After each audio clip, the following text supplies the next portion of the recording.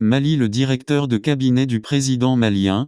3 autres tués dans une embuscade. Les rebelles liés à Al-Qaïda et à l'EIIL sont actifs dans certaines parties du Mali et du Sahel depuis plus d'une décennie maintenant. Le chef de cabinet du président par intérim du Mali, Oumar Traoré, et 3 autres personnes ont été tuées dans une embuscade, a annoncé jeudi le gouvernement. L'embuscade a eu lieu dans la zone rurale de Nara, dans la région de Koulikoro, au sud-ouest du Mali, selon le communiqué, sans fournir plus de détails sur le moment où l'attaque s'est produite ni sur qui en était responsable. Un chauffeur qui voyageait avec la délégation est toujours porté disparu, a-t-il ajouté. Le Mali est l'un des nombreux pays d'Afrique de l'Ouest à avoir lutté contre des groupes armés au cours de la dernière décennie. Les rebelles liés à Al-Qaïda et au groupe armé ISI, se sont emparés de vastes étendues de territoire dans la région, ont tué des milliers de personnes et déplacé des millions de personnes. En janvier, 14 soldats maliens ont été tués et 11 blessés lors de 2 attaques distinctes dans le centre du Mali après que leurs véhicules ont heurté des engins explosifs.